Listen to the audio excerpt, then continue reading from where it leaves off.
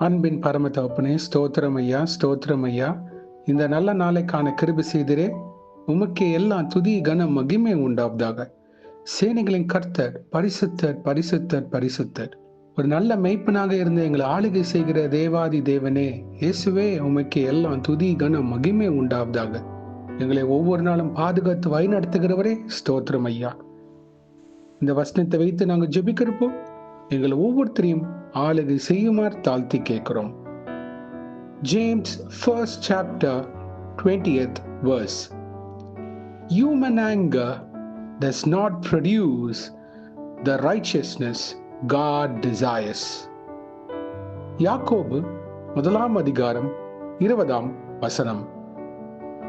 மனுஷருடைய கோபம் தேவனுடைய நீதியை நடப்பிக்க மாட்டாது. ஆமென். Thank you Jesus. இந்த வசனத்தை கொடுத்ததுக்காக ஸ்தோத்திரம் ஐயா. இதை கேட்டுக்கொண்டிருக்கிற ஒவ்வொருத்தரையும் நீங்க தொடுமாறு தாழ்த்தி கேட்கிறோம் இயேசுவே.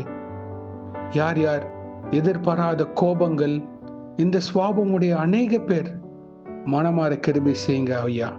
ஏன்னா நாங்கள் இந்த உலகத்துல வாழ்றப்போ நாங்கள் எதிர்பாராத சூழ்நிலைகளை எங்களை நேரிடும் அப்பா. அப்பொழுது நாங்க பொறுமையோடு இருக்க கிருபை செய்யுங்க. இந்த மாம்சத்தின் கிரியையான இந்த கோபம் எங்க விட்டு நீங்க கிருபை செய்யுங்க. நீடிய பொறுமை உள்ள பாத்திரவன்களாக எங்களை உருவாக்குங்க அப்பா. இந்த கோபத்தின் நிமித்தம் பிறரை நாங்க காயப்படுத்தக்கூடாது. கோபத்தின் நிமித்தம் நாங்க அவதூறான வார்த்தைகள், தேவையில்லாத காரியங்கள் செய்யாதபடி எங்களை பாதுகாத்து வழிநடத்துங்க இயேசுவே.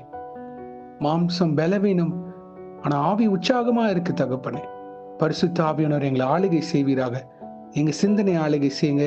எங்க வாய், எங்க நாவு, எங்க உதடுகளை ஆளுகை செய்யுமா தாழ்த்தி கேட்கிறோம் இயேசுவே.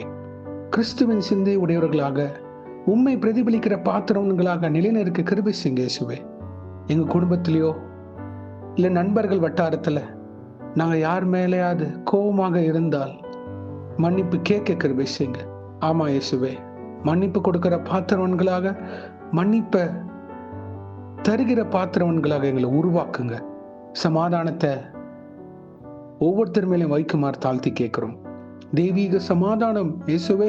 இந்த கோபத்து நிமித்தம் சமாதானம் குடும்பத்திலேயோ, கணவன் மனைவிக்கிடையே, இல்ல சகோதரர்கள் சகோதரிகள் இவங்களுக்கிடையே ஏதாவது சமாதானம் குறைச்சல் இருந்தால் இயேசுவை இப்பொழுது நீங்க தொடுவீராக. வீண் கோபம் வேணாப்பா.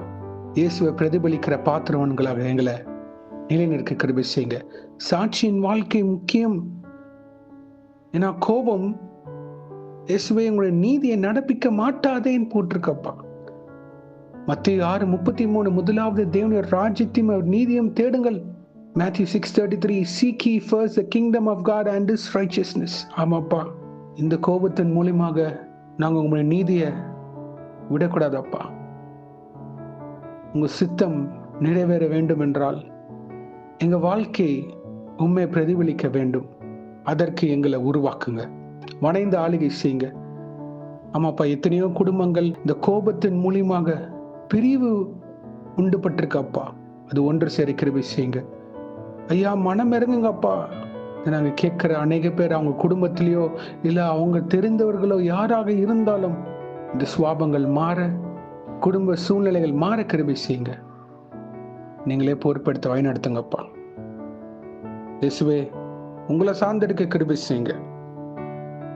உமக்கு கீழ்ப்படிந்து நிக்கிற பாத்திரவான்களா உங்களுடைய வார்த்தை எங்களுக்குள்ள கிரியை செய்யறப்போ இந்த கோபம் எங்களை விட்டு போயிடும் அப்பா. நல்ல கனி கொடுக்கிற பாத்திரவான்களாக உருவாக்கி நிலைநிற்க கிருபை செய்யுங்க. கர்த்தாவே, இன்றைக்கு யார் யார் என்னென்ன காரியங்களாக போகிறார்களோ அவங்கள பாதுகாத்து பொறுப்பெடுத்து வழிநடத்துங்க. உங்க கரம் முன்னுப்பினுமா இருப்பதாக தேவ தூதர்களால் பாதுகாத்து வழிநடத்துங்க. இயேசுவின் நாமத்தினால் எங்கள் தலைகளை தாழ்த்தி ஜெபிக்கிறோம் பிதாவே. ஆமேன், ஆமேன், ஆமேன். God bless you, my brothers and sisters. கர்த்தர் உங்களை ஆசீர்வதிப்பாராக. ஆமேன்.